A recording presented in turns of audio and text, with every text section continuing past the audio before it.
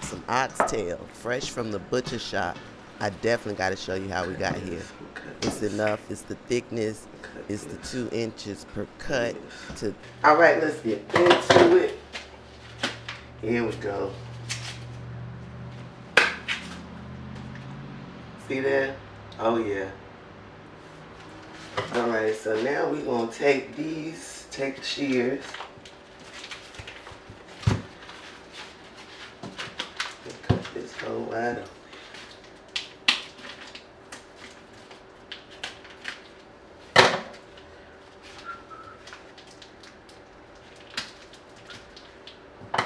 So y'all just want to make people work just to open up this little bitty packet of oxtail. It ain't little bitty, but dang, had me back here struggling with these scissors. Mess. But we clean it up. Now let's take this apart and see what we got. We actually got 2 oxtails. Look at this. Oh. That's my little happy dance in case you didn't know. Look at it. Look at it. This is 1. And this is 2. 2 whole oxtails. You hear? Wow. Alright. Go ahead and wash these with some cold water.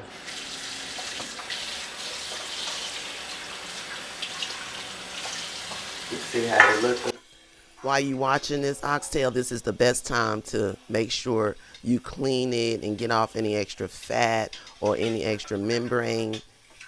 Just do a good job of cleaning it really well with some cold water, not hot. Don't make sure it's not hot. Look at that. Now let's get to cutting up these oxtails. We're gonna lay them down here and get to cutting them down because we cannot make this brown stew with the oxtails this size in order for them to tenderize in the time that we needed to do so. Ooh. Look at this pretty knife. Yes, this is what butchering is all about. When you got some stress, get you some meat and cut it up. Freeze it if you don't need to use it right now, but I promise you, butchering is a pleasure for me. And then, look at me making sure I sharpen it. And this is what every person should do before they use a knife in the kitchen. Sharpen it for every use. Clean. Here's a Mercer ruler or Mercer Rules. This is where all the different measurements that are official have been put on a ruler so that you can have precise cut. And I needed to use this to make sure I got the precise cut of the oxtail. Man, look at it, how pretty it is. That first cut was just separating the 2. You know, I really had to get into cutting it down to 2 inches, and that's why I used the Mercer rule to start. So we got these 2 pieces, and now I want to cut my first 2-inch piece because I figured 2 inches is a decent size to tenderize and the time is needed to tenderize. And you definitely need to kind of gauge that as they get bigger. You may cut it down to 1 inch, but 1 to 2 inches gives you a good bit of meat on it. And since I was using it for 2 different dishes, one being the brown stew and then my oxtail pizza, which you'll see soon, then this is why I cut it that 1 inch, 2 inch as they got bigger. But you can go to the butcher and the butcher will cut it down to you the same way. I'm just using this to show you how you can butcher it at home if you choose to. Now that we've cut everything down, it's time to actually tenderize and to get these clean, you know, and get all the impurities out of it and make sure that these are fresh and ready to eat. So I'm using lemon juice as one acid and to break down any bacteria or try to get anything that's impure out of it.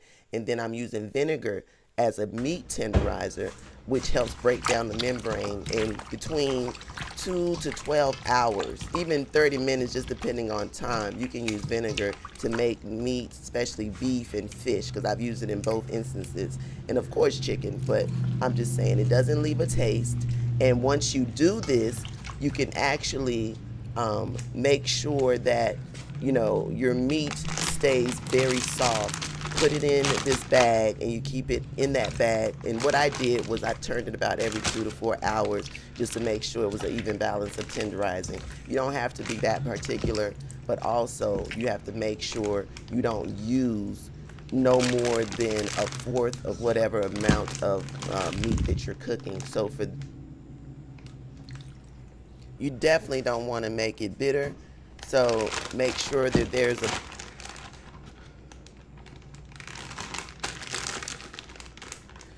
yeah, because once you get this in the bag and you put it up, you want to just let it be. And like I said, maybe every 2 to 4 hours, turn it to get the tenderization.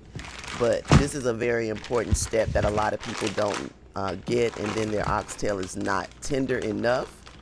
And two, it'll just save you time in overall cooking, because you can put oxtails on the stove and you can put them in the crock pot. Now this time I did it on the stove just to show everybody how to do it, but I would normally do it in a crock pot.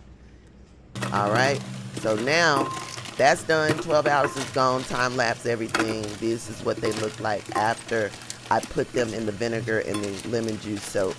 And as you can see, the meat's got a little darker. That means the vinegar has worked inside and started breaking down the membrane, which is a good thing. And I'm washing again. Like, I washed these oxtails 3 times before I actually started even seasoning them, to prepare them to cook them.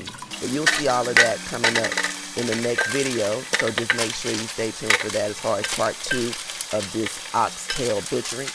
And then, well, part 2 of this oxtail, because we're not butchering in the next one. We're actually seasoning the meat and getting it ready to make us some brown stew that is out of this world. So stay tuned and continue to watch, and I appreciate the support always. And let's make us some good old oxtail. And I appreciate the love as always. I wouldn't be nowhere without it. Continue to follow, like, subscribe, turn on those notifications, because I'm coming at you with these videos. But most importantly, leave me some comments, leave me some recipes, send me your recipes, let me post some stuff on my social media, what you've done. Try, vibe, be good.